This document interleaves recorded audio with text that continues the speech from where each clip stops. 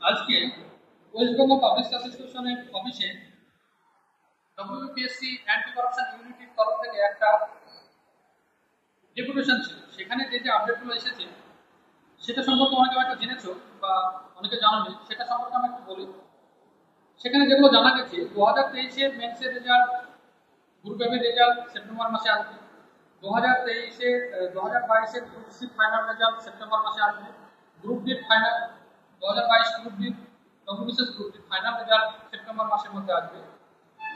এর সঙ্গে সঙ্গে বলা হয়েছে ক্লার্কশিপ 2023-এর রেজাল্ট সেপ্টেম্বর মাসের মধ্যে আসবে।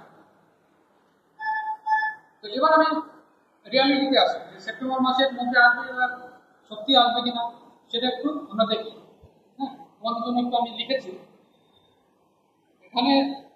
তোমরা যদি সরকারি ক্যালেন্ডার দেখো, 3 তারিখ ওয়েস্ট বেঙ্গল গভর্নমেন্টের তরফ থেকে একটা ছুটি দেওয়া হচ্ছে। একটা ওই করম পূজা, আদিবাসীদের করম পূজা আছে মনে হয়, তার জন্য এটা 3 তারিখ ছুটি দেওয়া হচ্ছে, সেপ্টেম্বর মাসের 3 তারিখ। আর 4 তারিখ অফিস আছে, 5 তারিখ আবার ছুটি আছে ফতায় দোয়ার গান। তো এখানে যেহেতু শুধু 4 তারিখ অফিস হবে, সরকারি কর্মচারীদের মধ্যে অনেকের ইচ্ছা হয় যে কোথাও ঘুরে আসি বা কোথাও তার অন্য কোনো কাজ করি। এখানে একটা শুধু 4 তারিখটা সিএল নিলে বা ইএল নিলে সে 5 দিন পর ছুটি পেয়ে যাবে। সেই হিসাবে এই কদিনের মধ্যে রেজাল্ট বের করা, 1-2 তারিখে যদি না যায় তাহলে প্রথম সপ্তাহটা তাহলে এমনিতে চলে যাচ্ছে।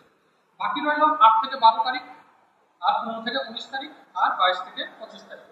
মানে 8 থেকে 12 5 দিন, 15 থেকে 19 5 দিন, আর 22 থেকে 25 4 দিন। এই 14টা ওয়ার্কিং ডে থাকছে। এই ওয়ার্কিং ডের মধ্যে যদি বের করে রেজাল্টগুলো তাহলে বের করে দিলে ভালো। আর না বের করলে তাহলে একবারে চলে যাবে তখন দুর্গাপূজার ছুটি পড়ে যাবে। 26 তারিখ থেকে অক্টোবরের 7 তারিখ পর্যন্ত দুর্গাপূজার ছুটি আছে। সেপ্টেম্বরের 26 থেকে অক্টোবরের 7 তারিখ পর্যন্ত দুর্গাপূজার ছুটি আছে। তারপরে আবার অফিস আছে কিছুদিন, ওই 8-9-10 আছে, তারপরে 13 থেকে 17 তারিখ অব্দি অফিস আছে। 5 দিন আর 3 দিন, 8 দিন অফিস আছে। ওই মিডিলে তো দিনগুলোতে যদি বের করে খুব ভালো অক্টোবরে। নইলে আবার 18 থেকে 28 অক্টোবর পর্যন্ত কালী পুজোর ওই ছুটিটা করে দিচ্ছে। তাহলে বুঝতে পারছো, রেজাল্ট বের করলে ওই সেপ্টেম্বরের 8 থেকে 12, 15 থেকে 19 আর 22 থেকে 25 এই ডেটগুলোর মধ্যে দুপুরে বের করবে। আর ক্লার্কশিপটা বের করবে, কিন্তু পরীক্ষা সেই নভেম্বর বা ডিসেম্বরে হবে আগে, যদি ক্লার্কশিপটা বেরও করে দেবে।